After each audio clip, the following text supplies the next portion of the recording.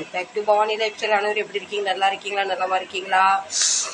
எனக்கு இன்னைக்கு வாய்க்கு என்னென்னமோ சாப்பிடணும், கருவாடு சாப்பிடணும் போல இருக்கு. கீழே போனேன் இன்னைக்கு, எங்கேயுமே எனக்கு கருவாடு கிடைக்கல. எப்பவும் அடிக்கடி கிடைக்கல. நான் வீட்டுக்கு வந்துட்டு என்ன செஞ்சேன்னா, சேரை போட்டு ஏறி இந்த மஞ்சள் மசாலா டப்பாப்புல தேட ஆரம்பிச்சிட்டேன் எங்கேயாவது. ஏன்னா என் மருமக கருவாடு ரொம்ப டேஸ்டியாக பண்ணுவாங்க. ரொம்ப அவங்களுக்கு கருவாடு பிடிக்கும். அவங்க இருக்கும்போது வாரத்தில் 2 நாள் எனக்கு பண்ணி கொடுத்துருவாங்க. இங்கே எதுவும் கருவாடு இருக்கான்னு தேட போகிறேன். ஏன்னா நான் எனக்கு கருவாடு வீட்டில் இருக்குன்னு தெரியும். ஆனால் எதில் இருக்குது எப்படி இருக்குன்னு தெரியும். இங்கே ஒரு டப்பா இருக்குது. இதை நம்ம செக் பண்ணி பார்த்துடலாம். சரிங்களா? இதில் இப்போ கொஞ்சம் நெத்திலி கருவாடு இருக்குது. ரொம்ப பழைய கருவாடு, நல்லா காஞ்சி போய் இருக்குது. கருவாடு ஒன்றும் செய்யாதுன்னு சொல்லுவாங்க, நான் கேள்விப்பட்டிருக்கேன். இதை கொஞ்சம் அள்ளி வச்சுக்கிட்டேன். அதுக்கப்புறம் இந்த கருவாடு பேர் எனக்கு தெரியாது. இந்த கருவாடை நம்ம என்ன செய்வோம், தொக்கு வச்சுக்கலாம். சரிங்களா? இதை வறுத்துடலாம். இந்த கருவாடு எந்த கருவாடுன்னு எனக்கு தெரியலையே. எல்லாம் ஃப்ரெஷ்ஷாக இருக்குது. ஆனால் ஒரு வம்பாவில் இதை நமக்கு வேண்டாம், வச்சிருவோம்ல. ஏன்னா இவர் கருவாடு பிடிக்காது, இவர் சாப்பிட்டதும் கிடையாது. அதனால் செஞ்சு நான் மட்டும் இன்னத்தை செய்யணும், டப்பா ஊற்றிடுவோம். இப்போ இவங்களை மேலே வச்சிடலாம். அடுத்து எப்போவாது எனக்கு உடம்பு சரியில்லைன்னா ஞாபகம் வரும். அது வரைக்கும் நீங்கள் பத்திரமா இருந்து இவங்களை மேலே வச்சாச்சு. சரிங்களா? இப்போ எனக்கு மட்டும்தான் பார்த்தீங்களா, அதனால 2 துண்டு தொக்கு வைக்கிறதுக்கு இதை இப்போ வெந்நீரில் போட்டுடலாம். பின்ன இந்த பாவி மனுஷன் சிக்கனை சாப்பிட்டு, என் வீட்டில் சிக்கன் வச்சு 1 மாதம் ஆகிட்டு, அவருக்காக ஒரு 1/2 கிலோ சிக்கன் எடுத்துகிட்டு வந்து குழம்பு வச்சாச்சு. பின்ன நீ மட்டும் கருவாடு சாப்பிட்றிய, எனக்கு நீ என்ன செய்யலைன்னு அதனால் அவருக்கு சிக்கன் வச்சாச்சு. இப்போ 1 மாதம் கழித்து என் வீட்டில் இன்றைக்கி சிக்கன் வச்சுருக்கோம். மும்பையில் எல்லா சாமி உட்காரவங்க, சாமி வழிபடுறவங்க 1 மாதம் யாரும் சாப்பிட்ருக்க மாட்டாங்க. இதை நம்ம வெந்நீரில் போட்டுடலாமா? ஃப்ரெண்ட்ஸ், எனக்கு உண்மையிலே சத்தியமாக தெரியாது இதை வெந்நீரில் போடணுமா, பச்சை தண்ணியில் போடணுமா. ஏன்னா கருவாடு ஐட்டம்லாம் சமையல் பண்ணுறது எங்கள் மருமக தான் பண்ணுவாங்க. அவங்க பண்ணி வைப்பாங்க, நான் வக்கனை சாப்பிட்ருக்கேன். சரிங்களா? இருந்தாலும் இப்போ எனக்கு வாய்க்கு என்னென்னமோ செய்து ஏதோ செஞ்சு சாப்பிடணுன்னு வச்சுட்டேன். இப்போ இந்த கருவாடு பேர் முரலா என்னன்னு தெரியல. இதை பச்சை தண்ணியில் கழுவணுமா, வெந்நீரில் போட்டால் கரைஞ்சிருமோன்னு பயமாக இருக்குது. இதை நம்ம க்ளீன் பண்ணிட்டு பச்சை தண்ணியில் கழுவிடலாம். நெத்திலி கருவாடு ரொம்ப பழசு, சமையல் பண்ணால் ரொம்ப டேஸ்ட்டாக இருக்கும். ஆனால் இது வறுத்தா இன்னும் டேஸ்ட்டாக இருக்கும். சேரை பற்றி சாமி, இதை நான் வெந்நீரில் போடலை, பச்சை தண்ணியில் கழுவுனதுக்கு துண்டு துண்டாகிட்டு. இது நல்லா இப்போ வெந்நீரில் ஒரு 10 நிமிஷம் இருக்கட்டும். அதே க்ளீன் பண்ணிடலாம். தொக்கு பண்ணுறதுக்கு ஒரு தக்காளி, 3 பச்சை மிளகா, வெங்காயம், கருவேப்பிலை, கருவாடு ரெடி. எனக்கு கருவாடு தொக்குல பச்சை மிளகா ரொம்ப பிடிக்கும். போட்டால் கடுகு நல்லா பொரிஞ்சிட்டு வெங்காயம், பச்சை மிளகா, வெங்காயத்தை நல்லா கொஞ்சம் ரோஸ்ட் பண்ணிக்கலாம். தக்காளி, இந்த கருவாட்டில் பயங்கரமாக உப்பு இருக்கும். இப்போ நம்ம உப்பு போடக்கூடாது, கடைசியில் வேணும்னா வேணால் போட்டுக்கலாம். எப்போ கருவாடு செஞ்சாலும் மஞ்சள் கொஞ்சம் தூக்கலாக போடணும். அப்போ தான் அந்த மொச்சி ஸ்மெல் போகும். இல்லைன்னா ஒரு மாதிரி கொச்சை ஸ்மெல் அடிச்சுக்கிட்டே இருக்கும். மிளகாத்தூள், இந்த கருவாடில் தனியா போடுவாங்களா எனக்கு தெரியாது, இருந்தாலும் நான் போட்டுட்டேன். போட்டுக்கலாம்.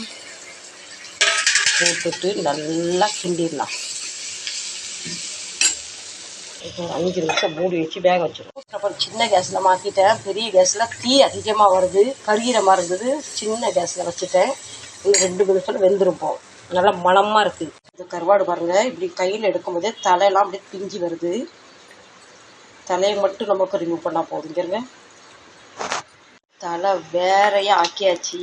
இந்த வெந்நீரில் போட்டனால தலையெல்லாம் புழு விழுந்துட்டு. நல்ல தண்ணியில் வாஷ் பண்ணி எடுத்துக்கலாம். தண்ணி ஊற்றிடலாம். இந்த கருவாடில் நிறைய மணல் இருக்குது. கழுவ மணலாக வருது. நல்லா ஃப்ரெஷ் மீன். ஃப்ரெஷ்லாம் சொல்ல முடியாது, வாங்கி நிறைய டைம் ஆகிட்டு, இருந்தாலும் மீன் நல்லா ஃப்ரெஷ்ஷாக இருக்குது. இப்போ 4வது தண்ணியில் கழுவியாச்சு. இந்த நெத்திலி கருவாடுக்கு கண்டிப்பாக உப்பு போட்டு ஆகணும். ஏன்னா இதில் உப்பு இருக்காது. மிளகாத்தூள் கொஞ்சம், மஞ்சத்தூள் கொஞ்சம். இப்போ இதை கையை வச்சு நல்லா பிசைச்சிக்கலாம். இந்த உப்பு மிளகாத்தூள் எல்லா கருவாடுலையும் பிடிக்கிற மாதிரி நல்லா பிசைஞ்சு, அமுக்கக்கூடாது, இல்லை உடஞ்சிரும். பூ போல் பிசைஞ்சிக்கணும். இப்படி இப்போ ஒரு 10 நிமிஷம் மூடி வச்சுக்கலாம். தலை 15 நிமிஷம் ஆகிட்டு, அது மேலே லேசாக கொஞ்சம் கருவேப்பிலை போட்டாச்சு.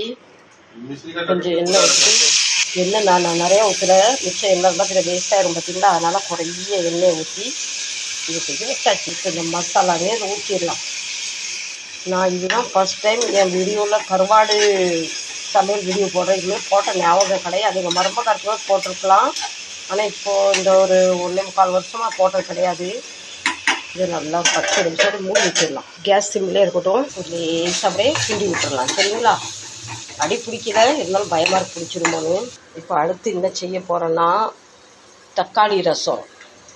நமக்கு புளியெலாம் கரைக்கிறதுக்கு நேரமும் இல்லை, அந்தளவுக்கு பொறுமையும் இல்லை. இதையும் போட்டுடலாம். இதில் கொஞ்சமாக கருவேப்பிலை, கொஞ்சமாக மிளகு, கொஞ்சமாக ஜீரகம், ரசம் நல்லா காட்டமாக வர்றதுக்காக ஒரு துண்டு இஞ்சி, இல்லை பூண்டு, கொஞ்சமாக மஞ்சத்தூள். நீங்கள் நினைக்கலாம் என்னடா ரசம் எப்படியோ வைப்பாங்கன்னு. ரசம் எப்படி வச்சாலுமே டேஸ்ட்டாக தான் வருங்க. இது பேச்சுலர் ரசம்.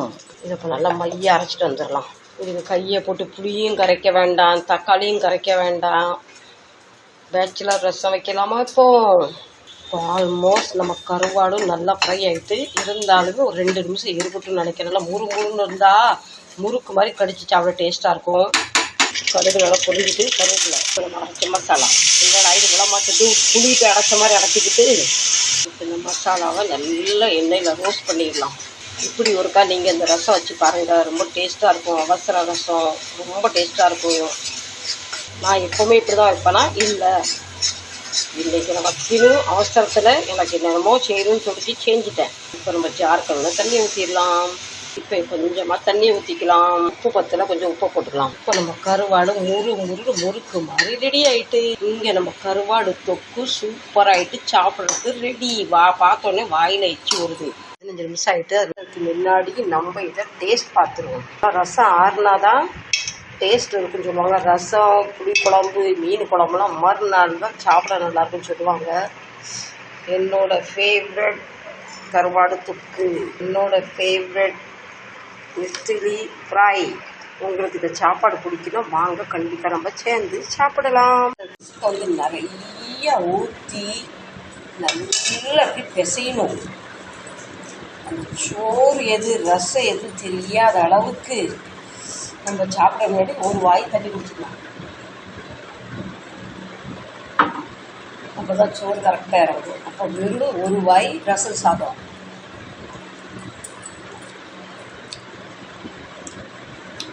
இன்னும் கொஞ்சம் புளிப்பு போட்டுருக்கலாம். ஆனால் நான் தக்காளி போட்டவங்க புளிப்பு நிறைய ஆயிரம் பயத்தில் போடல. சொப். பின்ன அதுக்கப்புறம் எங்கள் விஸ்கி கருவாடு சவுண்ட் தான் நல்லா முறுக்கு மாதிரி இருக்குது. அதுக்கப்புறம் அந்த கருவாடை முழுகிடக்கூடாது. சோறு சூப்பர். அதுக்கப்புறம் இந்த தொக்கு இருக்குது பார்த்தீங்களா, கையில் எடுத்து சோறில் போட்டு இப்படி விரவணும். விரசி 2-3 ரசம், சோறு, கருவாடு தொக்கு.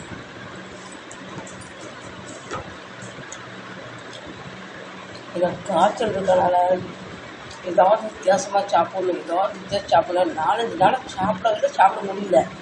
இன்றைக்கி கொஞ்சம் புளிப்பாக, உரப்பாக, காரமாக, டேஸ்ட்டாக இருக்குது.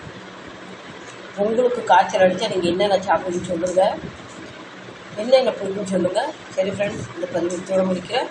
பிடிச்சிருந்தா கண்டிப்பாக சப்போர்ட் பண்ணுங்கள். மீண்டும் நல்லா பதிவு செஞ்சுக்கிறேன். சச்சா பேப்பேல உங்களுக்கு கருவாடு பிடிக்குமா கமெண்ட் பண்ணி சொல்லுங்கள். லைக் பண்ணுங்கள், மறந்துடாதீங்க, சப்ஸ்கிரைப் பண்ணுங்கள்.